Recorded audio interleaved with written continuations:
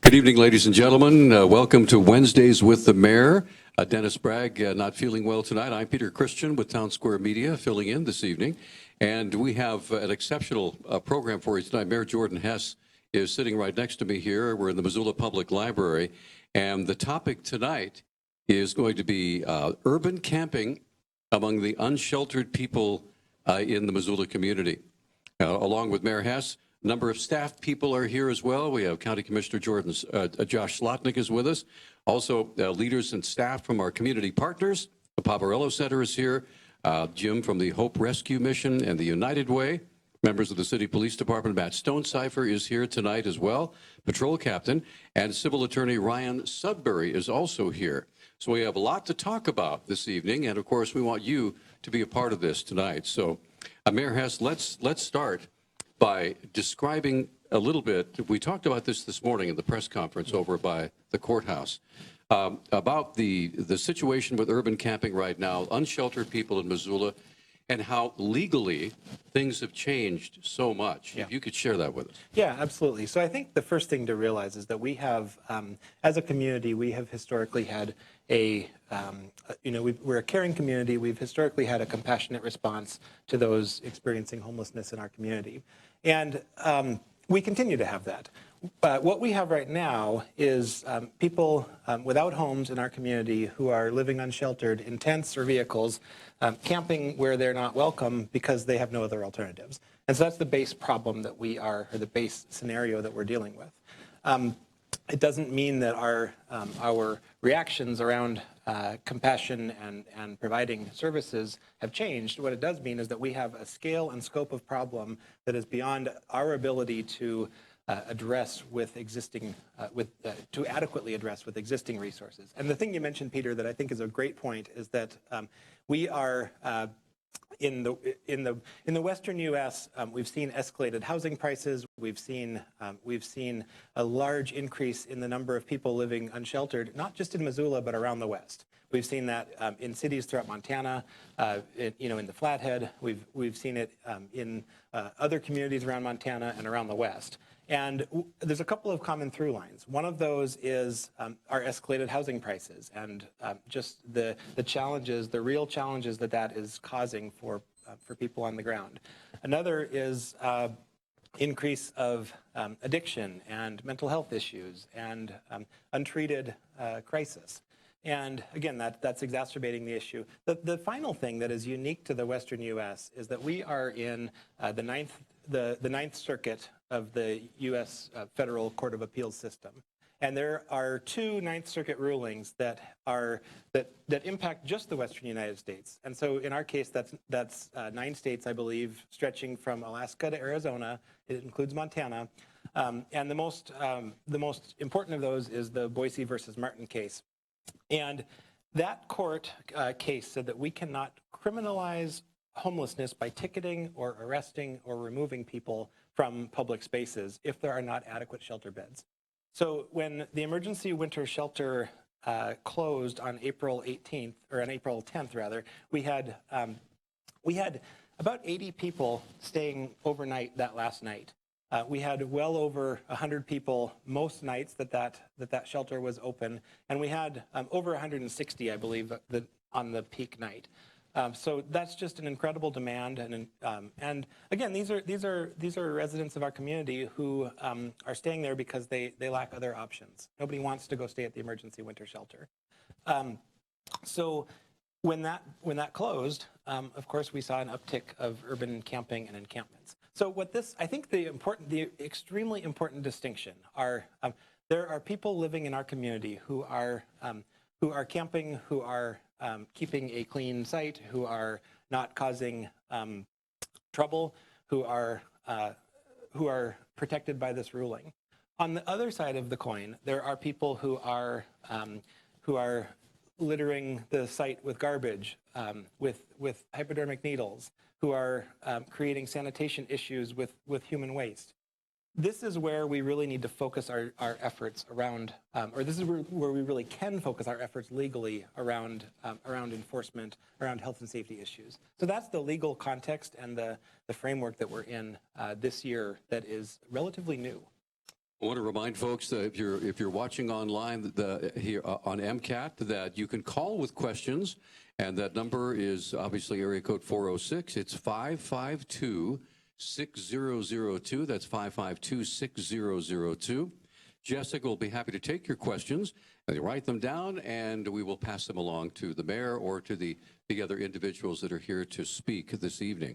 So with that, let me just open it up here. I know Commissioner Slotnick, you are here.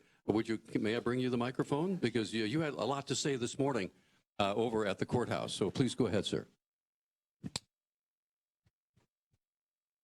Just go like this? Yeah. So thanks a lot, and thanks for inviting me and including me.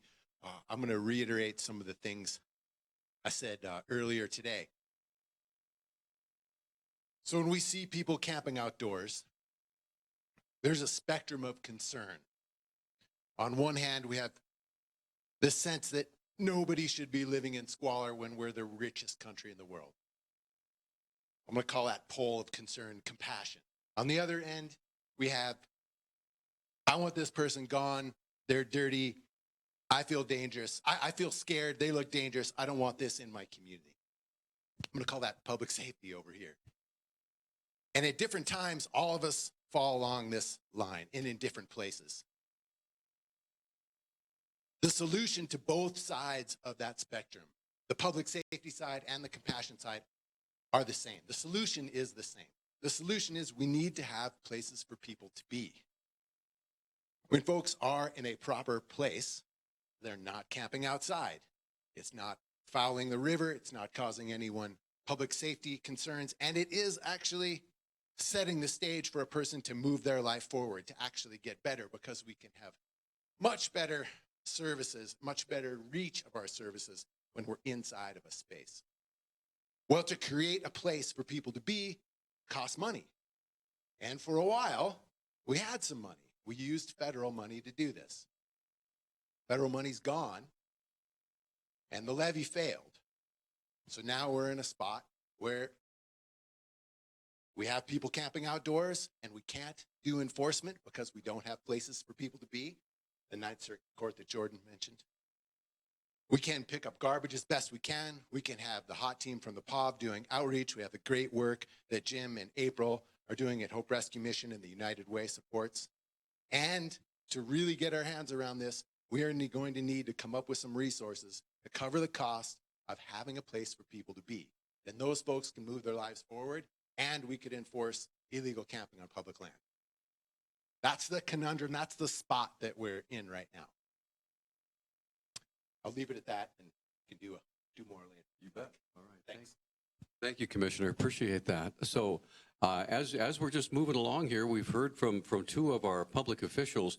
I'd like to ask, first of all, if there's any questions that any of you have for either the mayor or our county commissioner, that we can get that answered. Susan, right ahead. Just talk right into the mic. Well, I live on Garrett Street, which has a quarter.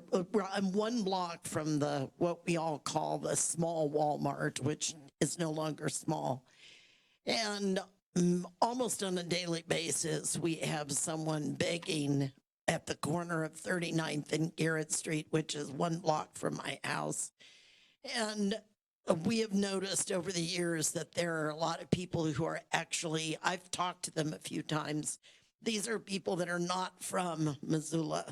I've had people tell me they're from Wisconsin, they're from California, they're from Idaho.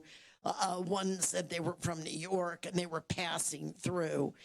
And I donate to nonprofits. In fact, Hope Rescue is one of them that I've donated to. And I help people that use Hope Rescue.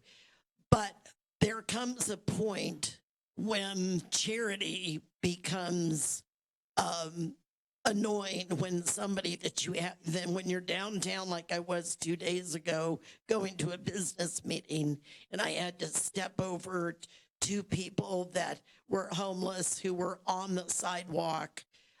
They were obviously having some mental issues. They reeked of alcohol. They would not have been allowed to go into the Poverello Center. And I asked the police, I went over and asked if they could be removed somewhere, and they said no, unless they were attacking somebody. But it's very uncomfortable to be unable to walk on a sidewalk without having this. And so I'd like your answer as to what happens. Yeah. Because it ruins the downtown. This was right at the courthouse. I was going to a meeting. Thank you, Susan. Go ahead, Mayor. So again, it's a complex. There are areas where we can affect change, and there are areas where we cannot. If someone is doing something that is illegal, if they're blocking a right of way, if they are doing something that is not presents a health and safety risk, then we do have opportunity to address that. And I would defer to our police and attorney representatives on the specifics of that. But we will get to Captain Stonesifer here tonight. But I think that what you're describing, it illuminates the scale and the scope of what is not just a local challenge. It is, and you know, with regard to where people come from, when someone interacts with our partners, whether it's the Poverello Center or Hope Rescue Mission or any of the service provider partners, we have a system called the Coordinated Entry System, and this is a system where we can in a coordinated manner we can do an intake and get information about the person and their you know, where they're coming from, what their experiences are, what services they may need. What we have found through that survey, we ask, one of the questions in that is where someone's last residential address was, and overwhelmingly Montana addresses. There are people who travel through. There are people who travel through who are not homeless. I think if you were to poll everyone in the room where they were from, it would be a wide range of places. But what we find by and large with people accessing services from our service providers, they're overwhelmingly from the state of Montana, and that has been shown over and over again. So I think it's something that's important. Nobody's moving here for to sleep in a tent. I mean, it's not a tenable lifestyle, and it's not something that attracts someone to our community. And so it's people. And so I'll just leave it at that. I think that that's a really important context for who's accessing services. And again, it's with this Boise versus Martin case, we really need to be defining: is it someone who is rule abiding or someone who is law breaking, and that's a distinction. Go ahead, just real quick. But if they're blocking the sidewalk. Yeah. If they are blocking the sidewalk, if I had been using a walker or if I had been using a cane, which thankfully at this point I don't need to, but I could be in the future. But I know of people that go downtown to pay their taxes or go to a meeting and they do have a walker. They could not have gone past these people.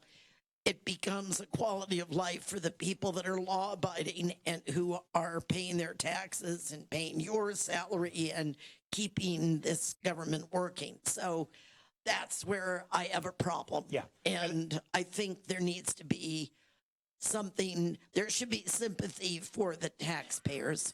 Oh, absolutely. And I agree with, and I think that our police and attorney representatives would the limitations on the federal court decision are particular. I mean, if someone's blocking the right of way, that is, we can intervene. If someone is doing some criminal behavior, we can intervene. And I think it'd be a great time to talk to Captain Stonesifer. Captain Stonesifer, come on over. Let's take the microphone. And a situation like that, what can we do? What can you do to help us? Absolutely. Thank you for the opportunity to talk. I would say it's difficult to render an opinion on this exact situation, right? Because I wasn't there and I didn't have an opportunity to see it. I don't doubt it. And my officers respond to probably dozens of calls similar to that every day. And because we're in a new operational environment with new restrictions and some of our traditional tools have been rendered I guess, not usable in this current environment with a lot of what is continuing to evolve. Each of these situations have to be looked at individually, and the rights of all of the citizens of Missoula have to be weighed in each of these situations. The courts have clearly signaled that people have a right to be present and be unhoused, and we also have a right to have public right-of-ways be passable and general health and safety concerns be addressed. And so once again, my officers respond again and again to calls like that, and each one is its own new experience because we are sort of trying to figure out the best way to balance all of these concerns at the same time. I would encourage people to continue calling in cases where health, safety, and right-of-way access are a concern. We will respond and we will do what we can in each situation.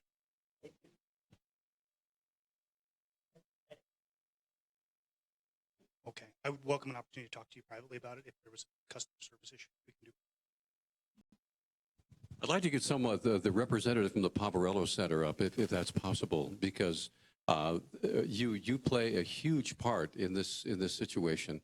And so if you would mind coming forward and saying a few words and identify yourself, and there's the camera. Thank you. Thanks, Peter. I was told I wasn't going to be speaking, but I'll do it. Oh, thank you. So I'm Jill Bonney. I'm the executive director of the Poverello Center. And I guess, I can tell you a little bit about what we're doing. The Poverello Center, in addition to providing food and shelter to individuals in the community that need it, we also have, transitional housing for veterans, and we have a medical respite program, and we, run the emergency winter shelter during the coldest months, and have the homeless outreach team that reaches out to people who are living unsheltered. I think our biggest struggle is the lack of shelter beds in our community. We just don't have enough. And so at the emergency winter shelter this season, like the mayor was explaining, there was over 100 individuals most nights. And we, our maximum sleeping was 167. That's a lot of people. 123 people stayed on Christmas night. We were glad we were open. And it got really cold this winter several times, and it was a really long winter. But on April 10th, when it closed, it's understandable that urban camping increased, because when we were still seeing 80 plus people at the emergency winter shelter, they had to have some place to go. And there's not a lot of options. I think, between temporary safe outdoor space and the Poverello Center were options, but we don't have enough room. And there are hundreds of people that need a place to go. Thank you. Yeah. Appreciate it. Now, anybody have a question here? You want to raise your hand? Go ahead. Just give your first name and ask your question. Okay. My name is Andrew. This is for you, Josh. There's two questions, and maybe the second one would be for both of you guys. But you had mentioned the levy not passing. I guess my question would be, why do you think the levy didn't pass? Would be my first one. Thanks a lot. Yeah. So I think the levy didn't pass for a couple reasons. And again, this is just speculation. This isn't a deep data dive. Yeah, so just your opinion. just my opinion. Yeah. Thanks for giving me that latitude. So the levy did pass in the city, and it failed in the county outside of city limits. And the degree to which it passed in the city did not overcome the degree to which it failed in the county. The levy came at the absolute bottom of our economic situation over the last couple of years. We saw this horrible sort of alignment of economic dark stars in that we had high interest rates, stock market plunging, and crazy high inflation, and no real respite on the horizon. It was the worst point. And when folks were asked, would you like to voluntarily raise your taxes? That was a terrible time. And I also believe, looking backwards, the levy might have been a little too complex. It added a whole bunch of social services in it. In retrospect, maybe we, and I'm going to say we because I was part of the group of people that was working on it, should have made it smaller and should have just targeted toward the city. But that's only available looking backwards. Right then, I didn't see that, didn't know that. So that's my speculation. Thank you. Anyone else with a question, just raise your hand. I'll be happy. Or by the way, if you'd like to write down a question, raise your hand and someone will come get your card, and we'll be happy to ask whomever you'd like to talk to. So anybody else? Yeah, go ahead. Sean. Yeah, my name's Sean Knope. First of all, I'd like to give my opinion on why I didn't vote for that levy. My property taxes had just went up 40%. I wasn't willing to give any extra. I also sit across the street from the Poverello Center on a daily basis, and my office window faces down Cedar Street. And I see Sanders County buses come by, Mineral County buses come by, Dillon dropping people off, and I don't think the Missoula people need to share the burden of, or carry the burden of all of them. I think this is a statewide issue, and it should be taken care of statewide. Thank you, Sean. Go ahead, Mr. Well, and Bragg. I agree wholeheartedly about property taxes and about the scope and scale of the problem.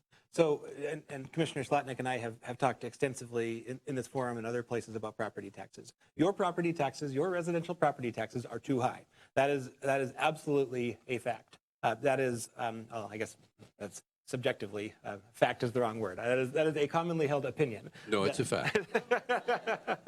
It is a commonly held opinion that I share, and so, but that is based on a structural problem of how we fund government in the state of Montana. We are almost exclusively reliant on property taxes at the local level, and the state controls the value of the property, and the state controls most aspects of the formula. And we have been squeezed out over the years as there's less commercial and industrial taxes, as centrally assessed utilities and other entities have had tax shifts, as business equipment tax has been reduced. That is an effective tax shift to residential property taxes. And so we have less and less options. The legislature took away a voter-approved tax that was designed to alleviate property taxes. So we have less and less options, and we still have the same obligations. On top of this, the state has cut mental health funding, which has created a problem of more and more people in crisis, less case management, people falling off their meds, falling into homelessness, falling into real challenges in their lives. And the state used to have this system that supported that. And in 2017, they cut those services, and that's when we saw a spike. And so, lack of action at the federal level, lack of action at the state level, we're left to pick up the pieces locally. And so it absolutely should be funded and dealt with at a state level. It absolutely should be funded and dealt with at a federal level. Absent that, we are in a really tough position as cities around the West. And I think that the Hope Rescue Mission has been a real success story as a partner and as a service provider. We've seen some great work through what they've been able to do at the temporary safe outdoor space and some of their other programming. And it'd be great to have Jim. Mr. Hicks, go right ahead, please, sir. Hi, thank you for this opportunity. Yeah, we've just let me, from where I'm at, I've only been in this role for 3 years. So it's been an incredible learning curve. And part of it has been, my staff gives me a bad time about what I call the intractable trifecta of what we've talked about. And that is affordable housing, mental health, and substance use disorder. And my personal journey has been, instead of asking, what's wrong with you when I see someone on the street, it has shifted to, what happened to you? Because everyone has a story of where they came from and what they're doing and how they're dealing with life. And it is a challenge to walk with them, but it's also a pleasure to look them in the eye and give them some dignity, helping them to move forward. And that's what we're about. We've moved, because of our great partners at the county, at United Way, moved the temporary safe outdoor space to hard-sided shelters. Part of the reason for that is helping people learn how to live inside, how to maintain some property. They've been away for that maybe from years. We've had people who have lived under the bridge, one for 9 years. So They weren't imported at that point. They were Missoulians, and others for 12 years through the winter. And so we're just trying to take, from our end, take those that are ready to move forward, help them to move forward. This is what we need to do. I'll not forget a lady that came back to our office just bawling, saying, this is the hardest, best thing I've ever done. Her story was she got mail. Well, she didn't know what to do with that mail. There was all kinds of stuff it was just overwhelming to her, so she started throwing it all away, which meant it led to a possible eviction. And we had to come in and work with the landlord, work with her, help her get a budget, learn how to operate. So the thing I want you to catch is every story is different, and we have an incredible community, some incredible partners that are working as hard as we can to do the part that we can do. And that's all we can own, is doing the part that we know we should do. We're not going to solve the problem. It's growing all over the West, in every city, over 40,000, and some cities under even. So it's a real challenge. But since having the temporary safe outdoor space, we are right at 59 people who are now in housing that weren't before. That's not counting the people that have been able to resolve and go back to their home, whether that's locally or within the state. Since we moved into town, that's brought some different challenges, but since January, we've moved 19 into permanent housing, helped them with their vouchers, get in a roof and find jobs. And just one couple that sticks out in my mind is they came out when we were out at the Buckhouse Bridge property, totally addicted, totally disruptive to what our common timeline or place of living people have. And if we fast forward to now, they're both clean. They've had a baby since then, and he's got a job, he's got a house, and you would not know that was the same people that was causing problems before. They just needed the wonderful collaboration of those in our community, our good friends at United Way, to help them with the wraparound services to go forward. I could talk longer. I used to be a preacher. You better take the mic. Thank you, Peter. Thank you, Jim. And thanks for the work you do, all of you folks. Appreciate it. Anybody else have a question? You want to raise your hand? I'll be happy to bring you the microphone. You can ask a question of whoever is here in authority that could answer that question for you. So anyone, raise a hand? Okay, all right. So I'll give everybody else a chance. Go right ahead. So you had talked about, when you were talking about the Boise versus Martin case, that you can't remove people, but how that doesn't quite address the trash problem, which I think we all see super apparent. We just did the Clark Court cleanup this weekend, and there was loads of trash. So what is preventing the city from tackling that on a larger scale that is maybe an answer other than funding? Yeah, I mean, largely it is resources. So if there is a health and safety risk, and trash is certainly, the candidate for that, then we can come in and do cleanup. Our Parks Department, our Streets Department, our Wastewater Department, a variety of city departments have engaged in this work and do so on a regular basis. That's and it just speaks to the volume. I mean, it just speaks to the volume of.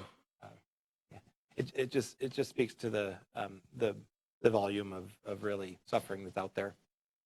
Not to take it from you, Mr. Mayor, but also the homeless outreach team really works with people who are living unsheltered and tries to talk to them about keeping a safe and clean, small footprint of a camp. And then also takes out garbage bags and helps people remove the garbage bags once they can fill them up. And so I think it's hard now that the winter shelter closed, that people are spread out all over the community.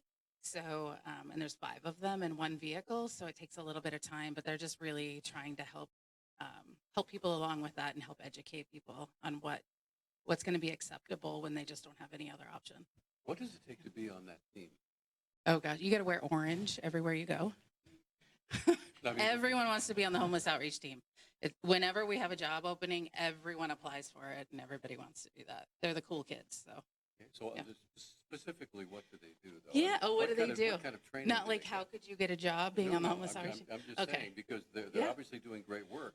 How do they get to that point where they can do that great? The majority of the people that are on the homeless outreach team started out working direct care at the Poverello Center. So what direct care means is that they're working at the front desk and really working with the people that we serve all of the time. And I think that that has really given them a good training and understanding.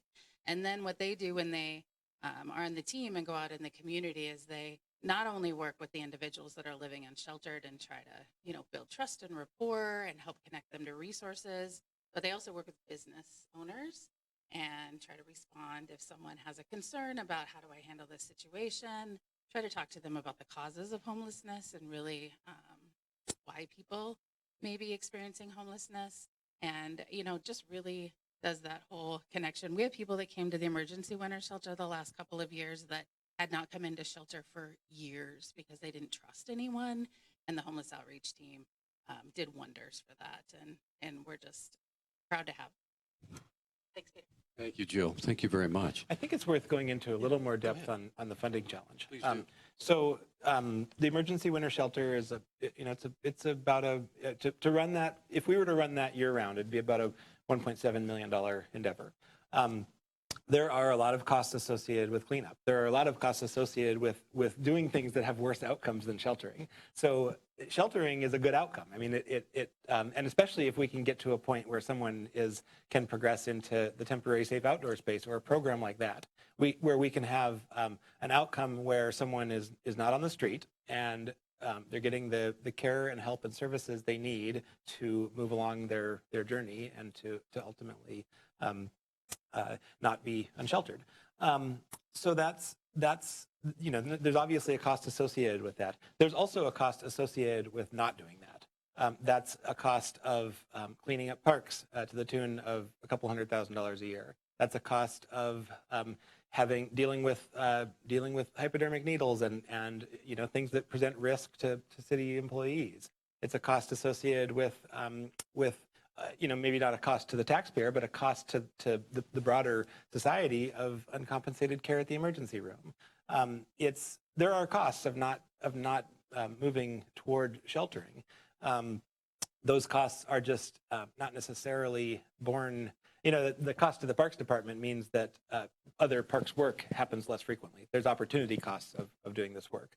So I think that's important. But I do want to talk about just the importance of figuring out some kind of tax reform to really accomplish any changes to level of service for any city service. So we have a structural problem with the way government is funded in the state of Montana. We have, as I mentioned earlier, we're almost exclusively reliant on property taxes, and the state of Montana, the legislature back in the 80s restricted us to 1/2 the rate of inflation for the growth of the general fund mill levy. Costs increase at an inflationary rate, and our ability to cover them increases at 1/2 the rate of inflation. So it squeezes us out, and we have been, over the pandemic years, we have been reliant on different sources like the pandemic relief money and different one-time sources or different ways to pull a rabbit out of a hat. And we're at a point where we're facing a structural, that structural issue of costs increasing at inflation and the ability to cover them increasing at 1/2 the rate of inflation it's putting a squeeze on us. And so at some point, we will need some form of voter-approved funding for some aspect of government, whether it's this work, whether it's police or fire, whether it's some other aspect of government. At some point, we will need that. And it's something that I think we need, or the alternative would be a statewide reform on our tax system. The ability to, the commissioner talks a lot about how in the 80s we had 4 lumber mills that were operating around the clock, and we had low property values, and we had hardly any tourists. And that's the economy that our property tax system was based on. That's the economy that our entire ability to fund local government is based on. That economy doesn't exist anymore. So now we have all these tourists. We have We have high property values. We don't have the industrial base. And so we're setting ourselves up as a state, we're setting ourselves up to fail to fund these services. And so I think as this legislative session wraps up, we need to be thinking about what are we trying to achieve in 2025 at the legislature? And we need to be thinking about how are we going to, as a community, how are we going to choose to fund or not fund these services? Go ahead, Josh. Thanks. I couldn't, after that, I just couldn't help this. So, and Jordan was part of this next effort I'm going to mention. Jordan mentioned tourism and how our economy has really changed from the economy that our tax system was based on. Back in the 80s, Jordan was talking about, we had all those lumber mills. Residents paid about 40%, covered about 40% costs of city and county government with property taxes. 60% was covered by industry. And with home values being low and tourism being low, it kind of worked. And I'm bringing tourists up because that's changed so much. Obviously, the industrial side's changed a lot too. That equation's now flopped. 60-40, it's now 60-40 the other way. Residents are carrying 60%, industry carrying 40%. The tourism piece is really important because when tourists visit, they make use of services. We have to prepare for them. We have to have enough officers on duty to handle the visitors we get. Missoula County last year had 3.5 million tourists. We have 120,000 residents. 6.5 days, that's the average length of stay, 6.5 days. So on any given summer day, there's not 120,000 people in the county. There's 160, 70, 180,000 people. We have to maintain sheriff's deputies or municipal police force. Public Works has to handle roads. All those services have to be intact. When people come here, they're expecting a clean, well-run, high-functioning place, and that's absolutely what they get. They also get a place full of wonderful cultural amenities that you all paid for with your tax dollars. We are subsidizing our tourists. Certainly, they contribute greatly to the economy, and what I'm saying right now is not an anti-tourist rant. We appreciate them, and they put money into our economy, and that's all great, but they don't cover our costs. Their costs. We cover their costs with our property taxes. So, earlier last summer, and Jordan was part of this, we were able to corral elected officials and business people from across the state who are also facing this very same problem. They have high property taxes and their locals are covering the cost of providing services to tourists. And we attempted to dream up a solution. We came up with a proposal where we would charge tourists a fee for using things that tourists use, but locals for the most part don't.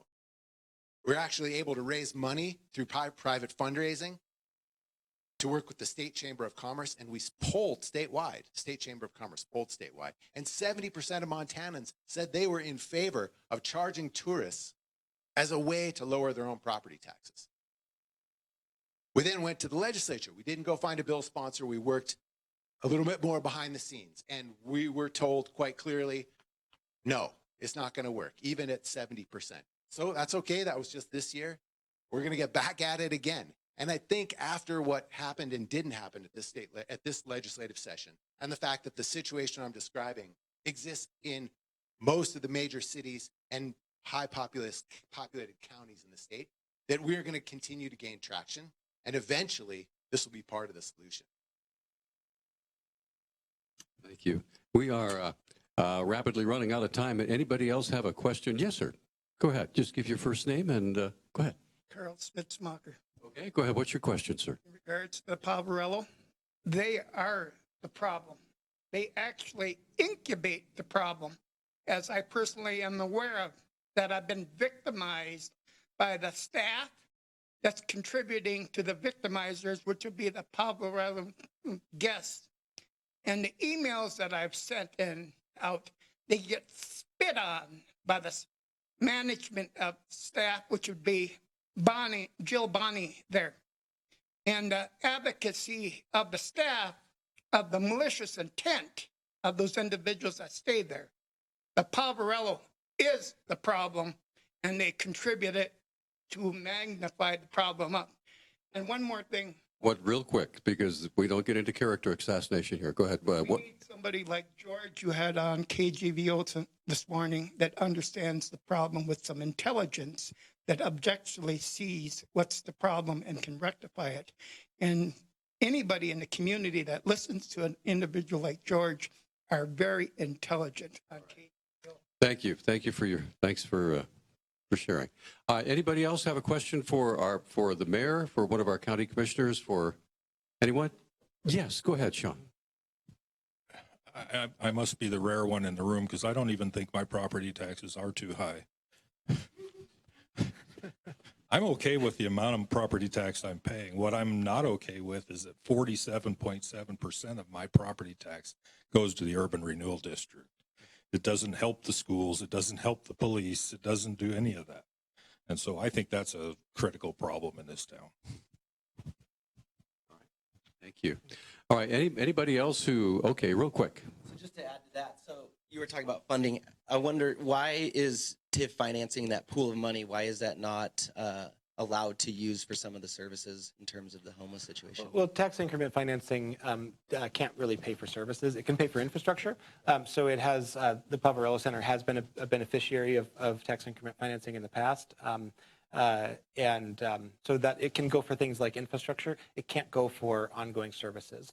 It actually can go for, one thing that I'd like to explore this budget year is it can go toward purchasing capital equipment.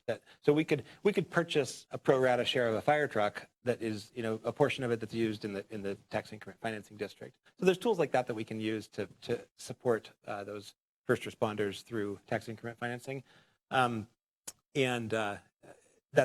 would be an alternative that we could use. But the rules of the tax finance rules say they don't allow you, but that's based on of that. Yeah, that's correct. Yeah, we have, and I could, just for the benefit of the rest of the audience, I could give a little tax increment financing 101, and this could be a whole session, but tax increment financing is a mechanism to create targeted investment in areas of our community. And the scenario essentially is that a district is created with set geographic boundaries, and the taxes within that area are, let's say, just for the sake of round numbers and easy discussion, let's say that within that box there's $1,000 of taxes coming in. It's a small district. And then that's on year one or year zero. There's a snapshot of those $1,000 taken, and that's then for the life of the district. Those are the taxes that are distributed to all of the taxing jurisdictions. So city, county, schools, mountain line. The state has 95 mills that they levy. Those are all frozen at that level, and then over time, so then anything above the $1,000. So then let's say someone comes in and builds something, and the taxes on year two are $1,100. So that $1,000 still goes to all of the taxing jurisdictions, and the $100 gets reinvested into that district in infrastructure, in things that would support property redevelopment, essentially.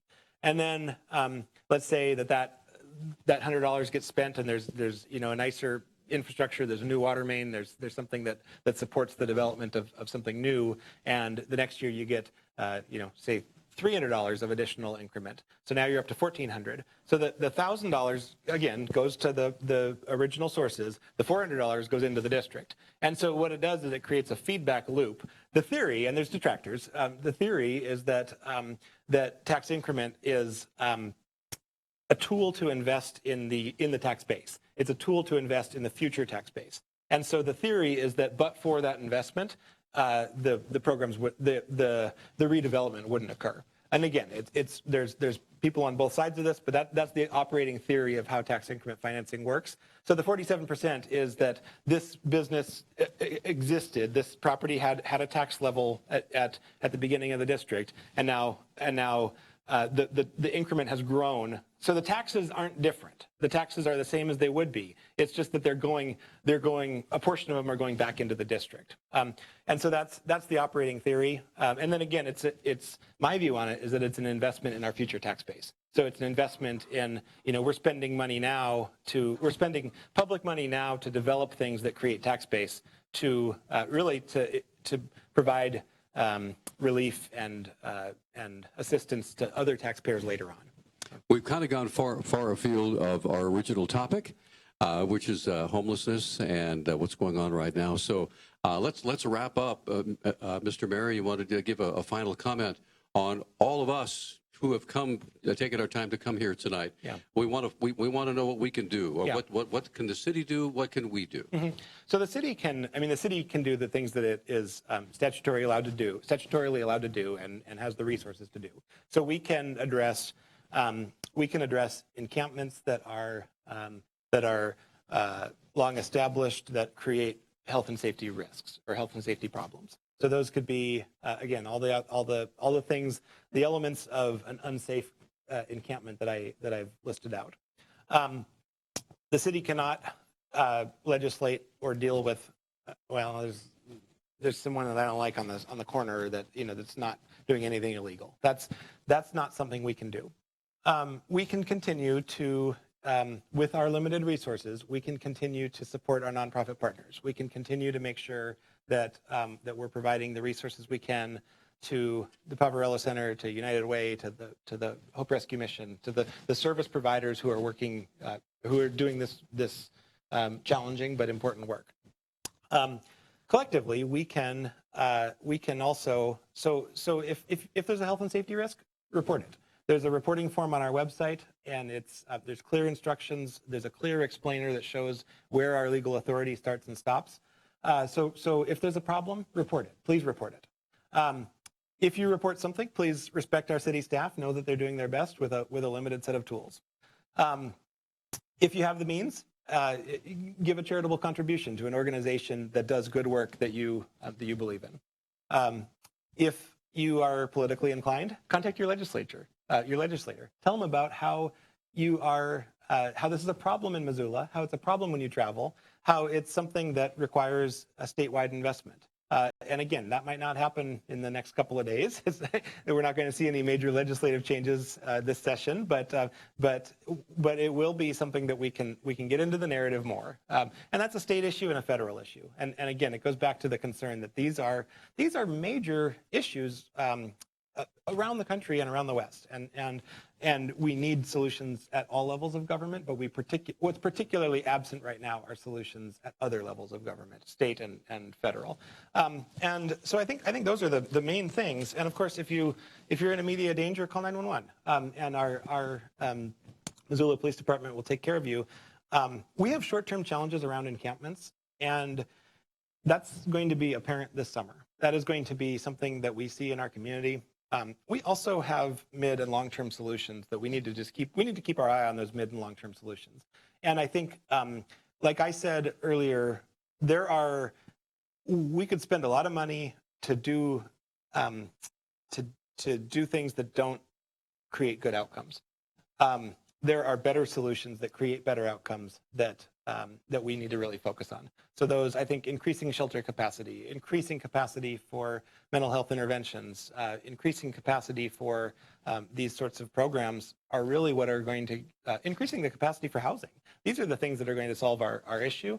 And so let's just keep our eye on the ball and make sure that we're working toward those long-term solutions while simultaneously managing the short-term challenges. Mr. Mayor, thank you. Thanks for being with us, County Commissioner Slotnick, and all you folks representing the various agencies, the police department, Poverello Center. Thank you for being here tonight. We're just about out of time. I want to say thank you for all of you, and on behalf of Dennis Bragg, who's not feeling well tonight, hopefully he'll be back for the next month's edition of Wednesdays with the Mayor. I want to say thank you to MCAT and for providing the coverage here, and it's been a pleasure talking with you, and let's just work together. Thank you. Thanks.